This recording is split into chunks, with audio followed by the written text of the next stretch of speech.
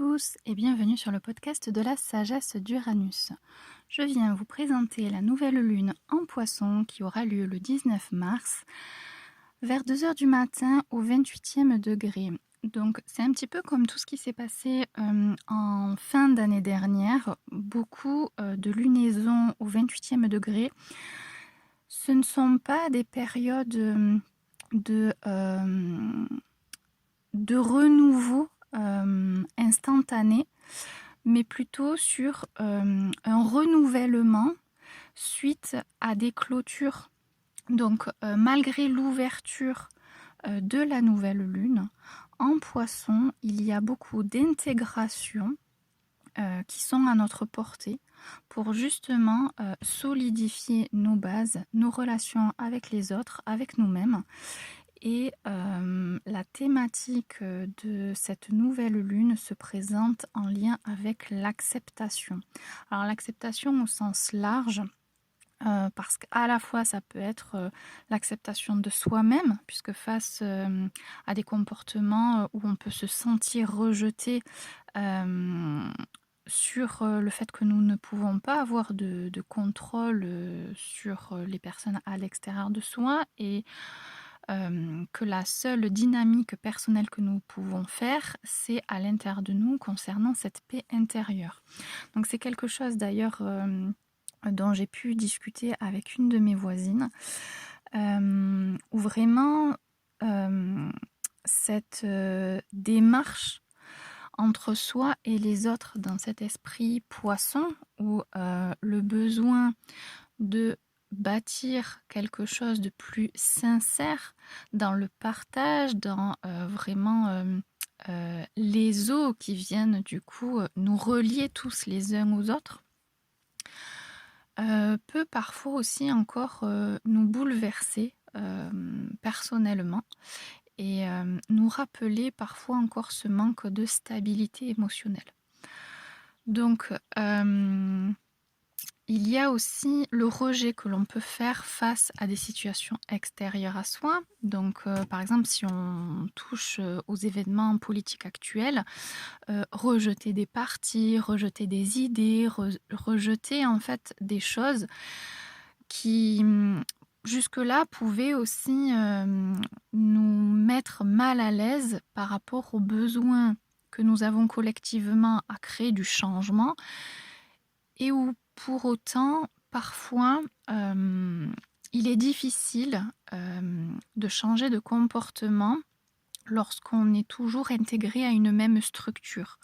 Donc là, il peut y avoir aussi des désillusions qui peuvent être ressenties, ou aussi la mise en lumière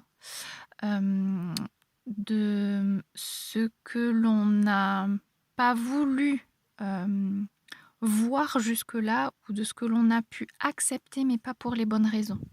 Et maintenant de se dire en fait c'est peut-être plus si acceptable que ça. Et de quelle manière nos propres blocages se retrouvent à nous empêcher aussi d'évoluer, alors que la dynamique nous pousse à interagir différemment. Donc des besoins vraiment profonds qui peuvent bouger un petit peu cette notion de déni, surtout lorsque le vocabulaire se tourne à accuser ou à devoir en permanence se justifier. C'est vraiment une lutte d'ego entre la fuite et le rejet.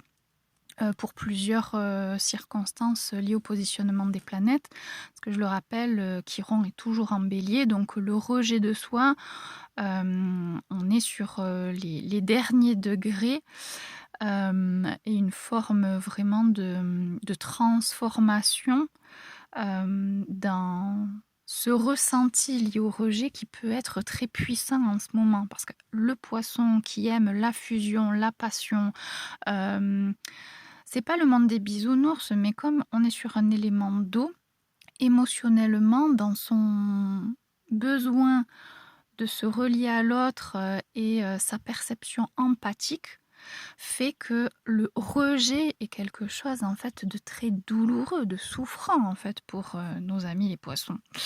Et donc là, ça parle à la fois pour ceux qui ont un soleil en poisson, une lune en poisson ou un ascendant poisson. Le sentiment d'être rejeté, c'est compliqué de l'accepter. Et après, ça peut être intéressant que vous regardiez votre carte du ciel. Quelle est la maison concernée sur le 28e degré du signe du poisson? Moi, en ce qui me concerne, ça touche la maison 6, la vie du quotidien. Et en ce moment, le fait de devoir m'intégrer différemment pour pouvoir être acceptée pour m'installer en tant qu'assistante maternelle est une réalité. Je suis encore perçue comme une étrangère, alors que ça fait 5 ans que je vis ici maintenant. Mais voilà, j'ai changé de secteur et donc quelque part, je dois aussi m'intégrer à des exigences qui pour moi parfois sont à la limite de l'inacceptable. Parce que quand ça touche du coup au fait de devoir se justifier de la raison pour laquelle je vis ici, alors qu'en fait je l'ai choisi, je l'ai décidé, en fait ça vient de mes tripes, c'est quelque chose qui est personnel en fait. Et moi je pars du principe que personne n'a dicté là où je dois aller vivre. Et ma bonne foi et mon implication en fait dans la personne que je suis devrait suffire. Et c'est là où des idéaux ou des structures ou des manières en fait d'organiser la vie du quotidien entre soi et les autres, puisqu'en plus entre la maison 1 et la maison 6, c'est de soi vers l'autre. Et lorsque là, dans cette carte du ciel, on se retrouve du coup avec une énergie généralisée sur le Sagittaire en ascendant pour cette carte du ciel, il y a aussi une force liée à l'injustice, la loi. Il y a des choses qui, sur le plan sociétal, sont en train de bouger, et on le voit puisque c'est une période électorale. Donc, vraiment, la carte du ciel est en harmonie avec les événements de notre société actuelle, la période en tout cas de transformation politique. Et donc,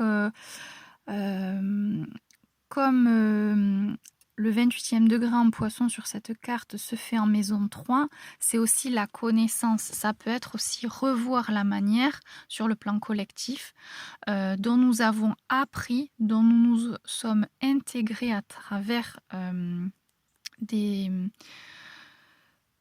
cycle en fait d'apprentissage, disons, et que finalement, ce que nous croyons jusque-là, puisque c'est le savoir, peut-être n'est plus viable. Ou en tout cas, il est bousculé. Donc ça peut être intéressant, c'est un peu comme un déconditionnement encore à réaliser, qu'elle soit mentale, émotionnelle ou au contact des autres.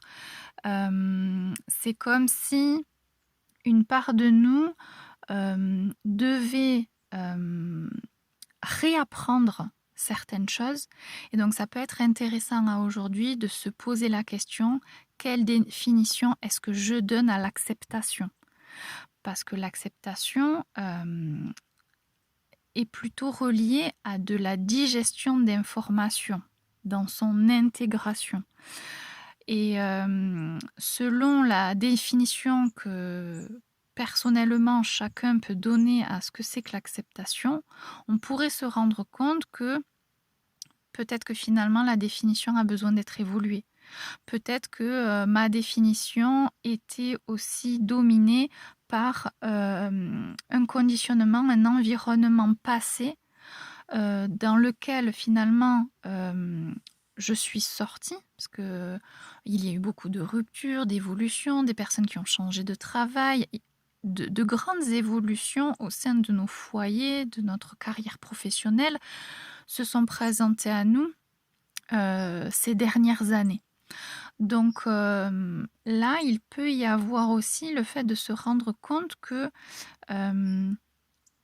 quelque chose a besoin d'être encore un peu approfondi pour vraiment repartir sur du renouveau dans cet esprit de nouvelle lune.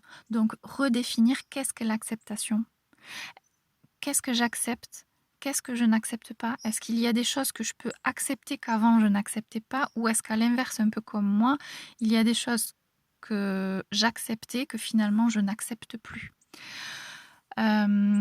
Et donc l'autre question que vous pouvez vous poser, c'est quelle situation me semble encore inacceptable, et justement par rapport aussi à la notion d'immobilité, d'absence d'évolution.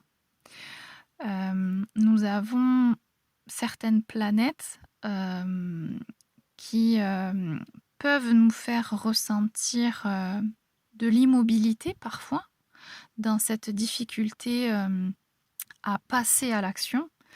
Et justement, le fait du coup de s'exprimer, de penser les choses autrement, de communiquer autrement, d'agir pour pouvoir parler autrement,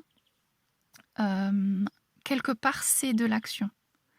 L'action, ce n'est pas que de faire dans la matière, c'est aussi dans la pensée et dans nos dires.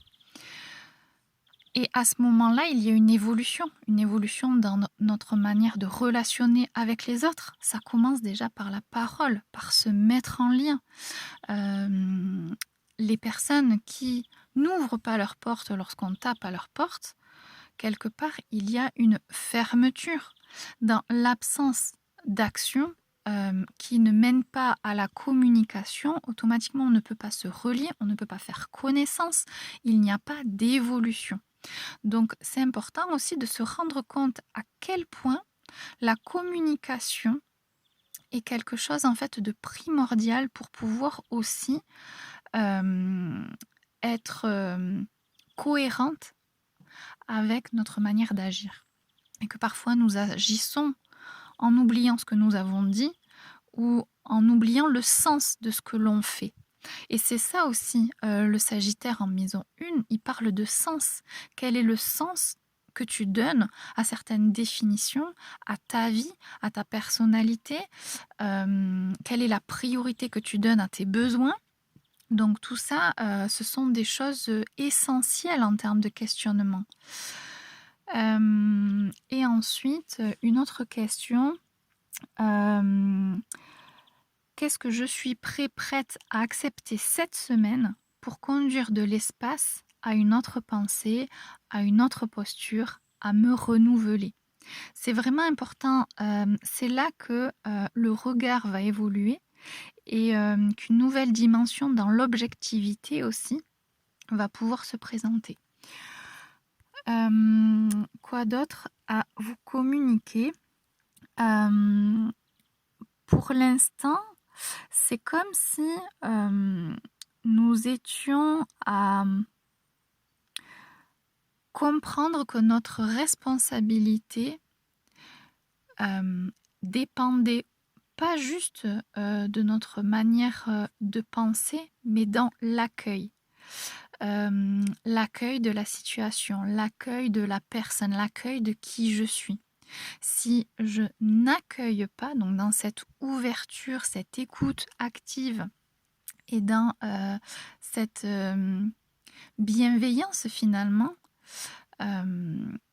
accepter ensuite ce qui en découle est un peu plus compliqué. Si déjà à la base il y a plus de fermeture que d'ouverture, l'acceptation automatiquement c'est inaccessible. Et le poisson, lui, dans ses ressentis, il accède à tout. Donc c'est aussi mettre en lumière en ce moment nos ressentis, les valoriser, les accueillir. Ce que nous ressentons, ça peut être à la fois juste passager, émotionnel, mais une information primordiale pour soi, pour prendre soin de soi, ou bien une vraie réalité impalpable qui manque des mots pour ensuite du coup pouvoir aller en quête dans cette énergie du Sagittaire aussi, de pouvoir en fait se confronter à la matière par la conversation, par une observation. Mais si c'est derrière une porte plutôt que dans le jardin public, par exemple, la dimension n'est pas du tout la même. C'est-à-dire que du coup, dans l'enfermement, le poisson tourne un peu comme dans le bocal et finalement ne sort pas de ses eaux troubles. Lorsque du coup, il y a de l'interaction, une fluidité, un mouvement permet aussi d'évacuer les mauvaises pensées et éclairer, alléger l'eau, la purifier, faire... Alors j'ai le mot tri dans la tête parce que j'ai discuté avec une amie qui me parle de faire du tri, mais pour moi c'est plutôt en fait une notion des précédentes en fait pleine et nouvelle lune lorsqu'on était dans les fins de cycle liées à la Vierge. Mais là on a quand même une conjonction vraiment exacte avec les nœuds lunaires. Donc la question de l'humanité, de qui nous sommes devenus et de ce qu'il est temps en fait de ne plus accepter pour pouvoir redonner du sens au collectif. Donc c'est pour ça que clairement la période électorale met en lumière tous ces sujets-là. Peut continuer à diviser. C'est sûr que si on est focalisé sur les guéguerres des personnages plutôt que la volonté de s'intégrer dans un espace local pour pouvoir contribuer, c'est là où quelque part ressentir c'est bien, mais à travers ce que je ressens, j'écoute mon cœur pour pouvoir contribuer. Le poisson, c'est un être sociable, c'est un être en fait qui est ouvert et en faveur de l'humanité. Il est dans le don de soi, mais pas que. Il y a cette pureté aussi parfois dans l'échange où c'est même pas de la naïveté, c'est vraiment en fait prendre le meilleur de chacun. Et à travers le fait de choisir, de faire un levier positif sur le meilleur et donner cette énergie à bâtir le meilleur, ça ne veut pas dire nier le reste. Ça veut dire arrêter de tourner en rond sur des choses très néfastes qui ne se solutionnent pas. Et enfin, mettre une énergie pour contribuer favorablement à quelque chose qui a du sens. Donc, c'est pour ça que, voilà, quelle est la posture ? Qu'est-ce que je pense ? Qu'est-ce qui est acceptable ou non ? Qu'est-ce que je peux faire personnellement pour contribuer ? Moi, personnellement, c'est à travers, du coup, ma vocation liée aux enfants. Il y a quelque chose, du coup, qui est une évidence. D'autres, ça va être de faire des activités en associatif. D'autres, justement, ça va être de positionner un peu plus fort, du coup, les idéaux à travers un parti politique. Il y a plein de démarches possibles pour pouvoir, en fait, avec le cœur, se positionner pour donner du sens à nos valeurs et aller sur de l'action. À travers mes valeurs, à travers ce que je ressens, c'est avec mon cœur que je vais agir en bélier. Parce que là, la particularité, c'est que le lendemain, le soleil passe en bélier. Voilà, tout ce qui s'amène du coup dans l'énergie yang du bélier va propulser de l'action. Et vraiment, les choses peuvent très vite s'accélérer. On peut passer de la douceur et de la légèreté à d'un seul coup se sentir sans dessus-dessous, mince, par quoi je commence? Ou à l'inverse, des choses enfin qui se clarifient, ça y est, je vois où je vais et je me sens soulagée parce que ça bouge, parce que le mouvement se met en place. Donc, en fonction de là où nous nous trouvons dans notre situation, voilà, il peut y avoir d'un seul coup un mouvement qui change complètement la dynamique. Et ça arrive, ça tombe sur vraiment l'équinoxe de printemps. On a vraiment une accumulation de bonnes circonstances pour pouvoir agir avec le cœur, pour conduire du sens, pour nous relier, pour faire évoluer le collectif. Et après, ça va dépendre de chacun d'entre nous de nous engager, de nous impliquer. Voilà, et c'est là où des choses encore très personnelles nous poussent à, au-delà de se réinventer, hein, parce que le poisson, c'est aussi la créativité. Peut-être que certains vont être très inspirés, vont se mettre à l'écrit, vont produire des choses qui pourront servir au collectif aussi, c'est très probable. Mais en amont, penser à quelque chose envers soi-même, lié aux blessures, à ce qui a besoin d'être encore digéré, à se dissoudre, pas pour diviser, pour se réunifier. C'est vraiment l'intention du poisson et on va dire l'apothéose de cette fin de cycle au 28e degré du poisson pour de meilleures bases. L'objectif de cette nouvelle lune, c'est vraiment la transcendance dans l'élément eau pour agir différemment. Voilà pour ça et pour ce que j'ai à vous partager. Aujourd'hui, c'est un peu court.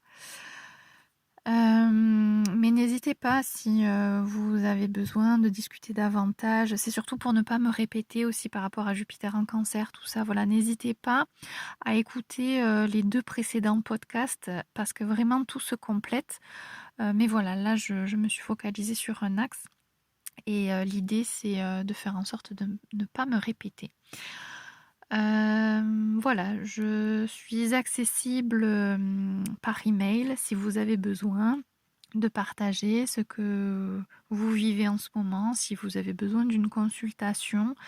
Voilà, alors mes disponibilités sont restreintes étant donné que je suis aussi en formation en ce moment, mais si c'est vraiment quelque chose dont vous avez besoin, voilà, prenez rendez-vous, contactez-moi et on organisera ça dans les semaines à venir. Je vous remercie en tout cas de m'écouter, de votre fidélité et je vous retrouve au prochain épisode. Merci.